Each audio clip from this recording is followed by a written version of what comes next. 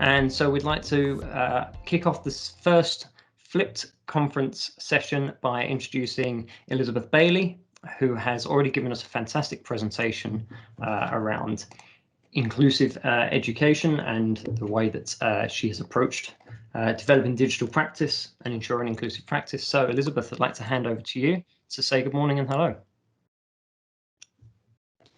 Hi everyone, welcome. Thank you for joining us today for I think what will be a new experience for us all. I've certainly never done a flipped presentation like this, but it seemed the perfect kind of chance to explore this issue where we can all kind of talk about our experiences and see if we can find some potential kind of solutions. So yeah, really looking forward to the discussion today. Thank you for having me. Grand. Okay, so you have some discussion points that you raised in your presentation, Elizabeth, and I think you've got some structure for our discussion on the slides, if I'm right.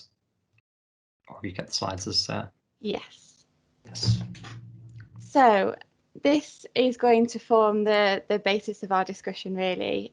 So in the video, what I wanted to do was to highlight the ways in which I've been thinking about what I've called coordinated priorities, how we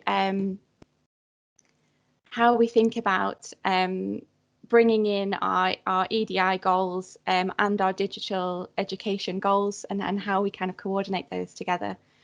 So I have split that up into different areas, being on the individual level, so when we think about individual students in our classrooms, and on the planning level, so how we think about this perhaps over the summer before the term starts, or in terms of our action plans, for example, and things like that. And then what I've asked you to think about is the opportunities. Let's start with the positive. The opportunities that brings us, you know, where we could do this, what topics work well together, for example, but also the challenges and how we might overcome those, and how we ultimately how we go about coordinating our priorities. So can I kick off by asking anyone if they have any thoughts that they'd like to share with us to get us started? So anybody that did watch Elizabeth's pre-presentation and has some thoughts around the topics you just raised, please raise your hand or unmute your microphone and come and join the discussion, share your thoughts. And now we will wait that silence whilst people will gather their thoughts. Did we have a hand there? I think we do indeed. Morning both. My name's Emily Chapman Waterhouse. I work at Harper Adams in Shropshire. And thank you, Elizabeth, for making us, really think. I think is what I'm going to kick off with. But one of my initial thoughts was, and I think it maybe ticks two of these boxes. So tell me to reorganise my ideas if you want to. But I just wonder whether or not sometimes in our thinking ahead to the next academic year, actually, we're not necessarily clear about which individuals are going to be in our groups. And that in itself is maybe a challenge. So when we're thinking about perhaps inclusive practice and whether or not actually does it tick all the boxes and could it be even more inclusive? Are there any adjustments that we absolutely have to make sure are in there? Then I think maybe that poses an opportunity and a challenge in itself. But that's just something that came to mind. Yeah, absolutely. Thank you. Yeah, a really good point there. We don't necessarily know what we're going to or who we're going to meet with the year ahead, what needs they're going to have, what needs might emerge over the year, as we've seen. Nobody anticipated a global pandemic being one of our new priorities. So yeah, absolutely. Does anybody else have any thoughts on that? Does anybody want to come in there in terms of how we manage that unknown and how we start to identify a kind of a flexible approach, or what we need in terms of I don't like to use the term bare minimum, but a sort of a set of principles where we start.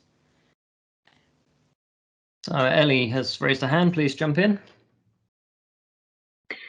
Hiya. I was just going to say that I think occasionally staff might use I want to say excuse that, oh, we haven't got a student who's visually impaired this year, or we haven't got a student who needs that.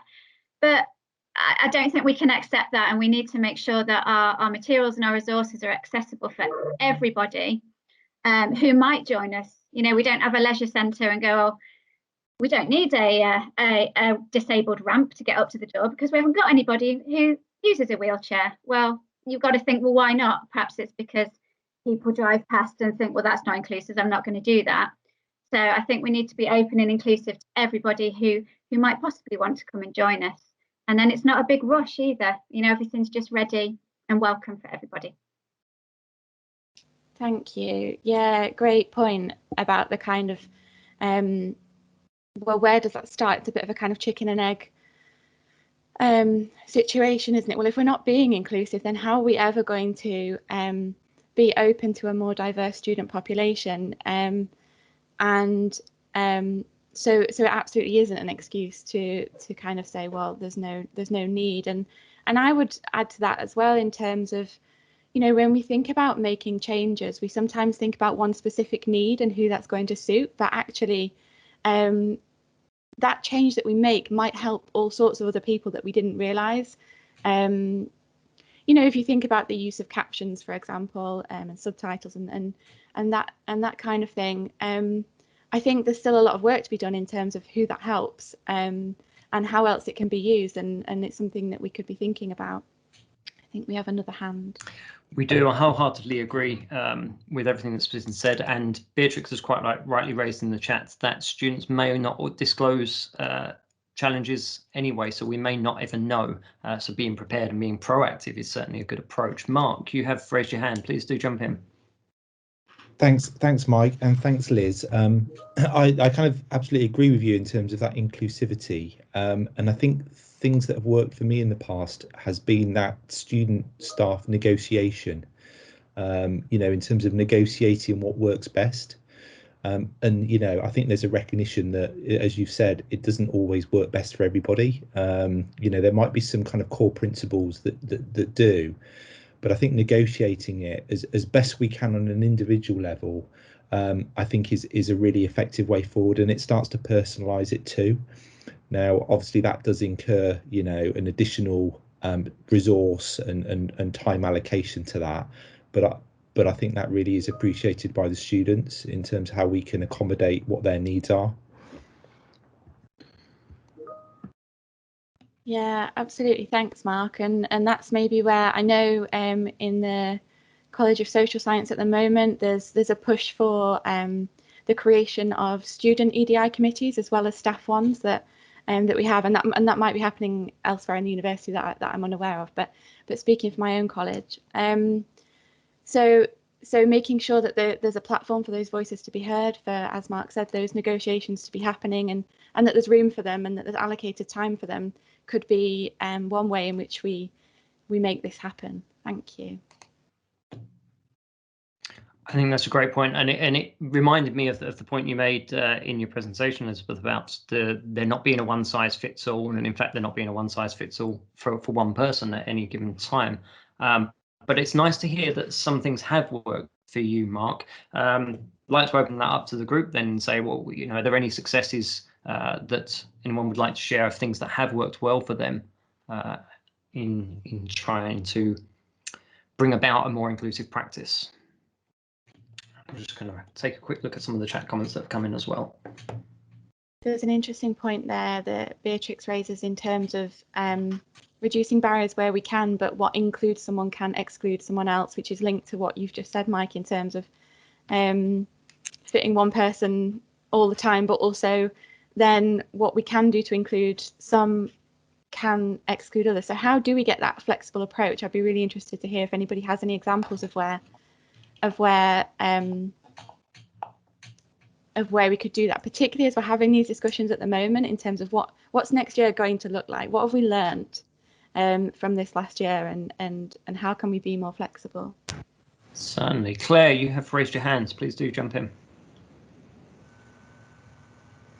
Thanks, Michael and Elizabeth. It was really just going back to the planning level. I'm the director of HE at Wakefield College, so we've probably got a slightly different scenario in that our cohorts are quite small. But one of the things I've done is I have our DSA registered kind of support worker in my team, and so he starts working with the enrolment team really early on to identify students who might need some additional support, whether it's funded or otherwise. I think it was Beatrix earlier made the point that we don't always know, they don't always disclose, and a lot of students also haven't even been through the DSA process at that point to see what they're entitled to. But by getting Andy involved really early on, it means that we can actually support the tutors a little bit more effectively in terms of who's going to be in their cohorts and how they might need to work with that individual. I know it's not practicable when you've got a lot larger cohort, but it does work quite well in kind of a smaller setting. I think that's fantastic, a fantastic demonstration of an institutional commitment to inclusivity and accessibility, and to have that structure in place is fantastic, because you're talking about the bigger scale rather than the individual level approach to teaching. You're talking about your institution making a very big commitment to it, and I think that's fantastic. So that does actually lead me, one of the questions I had for the group that I wanted to ask was what institutional approaches to inclusivity and accessibility have your institutions taken, and what has worked well and what maybe hasn't worked well. I'm very curious to know what other institutions are doing. And there are lots of chat comments coming in, so I'm going to take a quick look through those.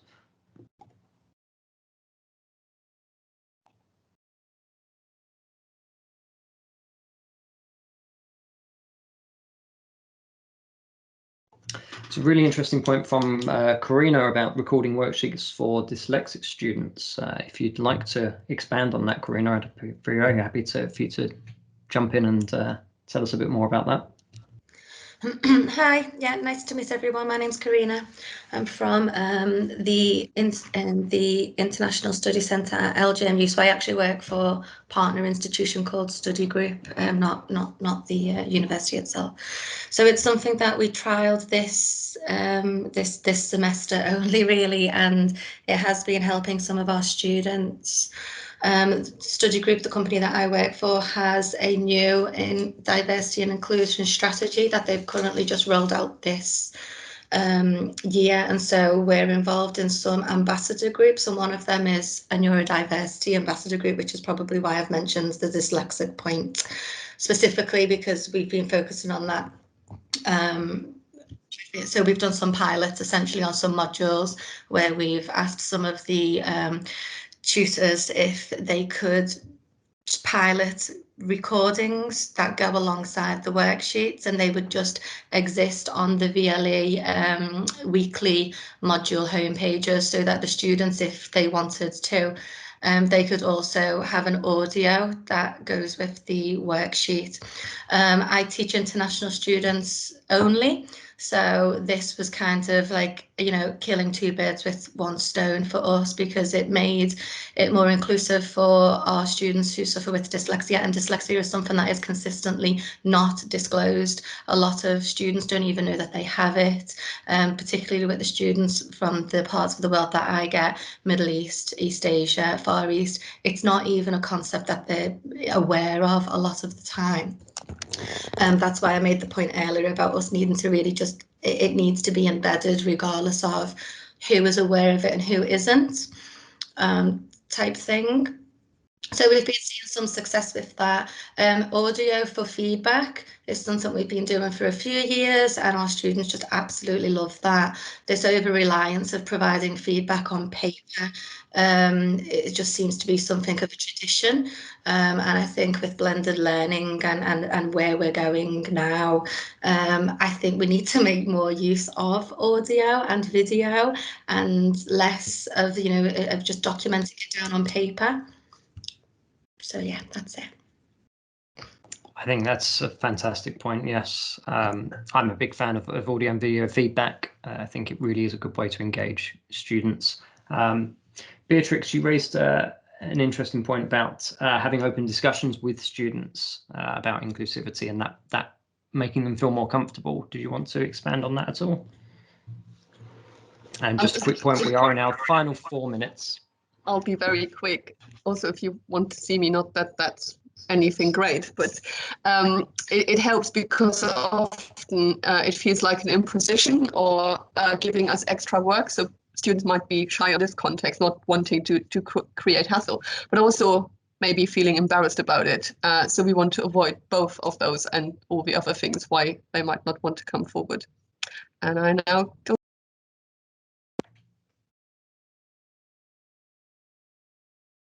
Thank you, Beatrix. Really appreciate you sharing that. So we are approaching our final few minutes of this discussion. We will be able to continue discussion in Teams, but a question that I've posed and a few people have started to post answers to is, what practice from the last year will you be taking forward and continuing over the next year as we maybe now shift away from online learning and back to some of the face-to-face? What's the good stuff that we're going to keep?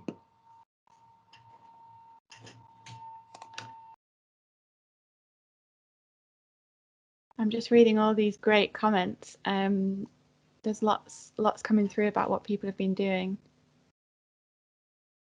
There are so many great comments coming through. I'm yes, we'll have to make sure we capture the chat from this afterwards. Great points.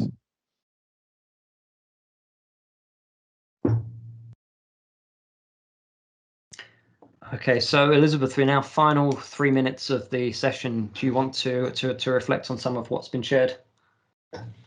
Yeah, well, firstly, thank you very much, everyone, for your contributions. There's clearly some great things happening, and I think one thing we can take away from today is how we keep these conversations going, how we record these, like we have done literally today, but also thinking about perhaps setting up networks and things like that might be a good way to move forward in terms of sharing best practice across different institutions. One thing I would like us to reflect on as well is how we broaden this out. I touched on this in the video, but it occurs to me that there's a lot of work being done on inclusion and accessibility in terms of learning needs, in terms of neurodiversity, for example. But I wonder how we can adopt this approach much wider within the realms of EDI. I talked about representation in my video as well, about how we harness the kind of the power of digital tools and the internet, and what the voices that gives us access to, the different perspectives that gives us access to, and how we really harness that as well. I'd like us to think about as we move forwards. But yes, the most important thing I'd like to say is thank you very much, everyone, and we will definitely find a way to capture all of this, because there are so many great comments coming through. It's hard to stay focused on what I'm saying when I'm reading them all come through. So thank you so much, everyone, and hopefully it's some food for thought. Hopefully we can schedule in our respective worlds and institutions. We can schedule in some time to really think about this, to coordinate the different teams, as we've talked about today. So in terms of students and in terms of staff, and we can get different voices on our committees and things like that, and really coordinate together. So yeah, one final thank you. I certainly thank you to you, Elizabeth, for sharing your presentation and for joining the discussion session. It's more than we can possibly discuss in 20 minutes, but I've been overwhelmed by the amount of comments that have come in that have been amazing. For those that are part of the conference Teams site, we have a discussion channel, and what I'll do is I'll go and stick a post in there reflecting on some of what we've discussed, and we can continue that conversation in Teams asynchronously, just matching up how we would like our teaching sessions to go. So there's that opportunity to continue this conversation. So dead on time, we will wrap up. Thank you everybody for joining. I really appreciate your time spent with us this morning, and hope that you enjoy the rest of the conference.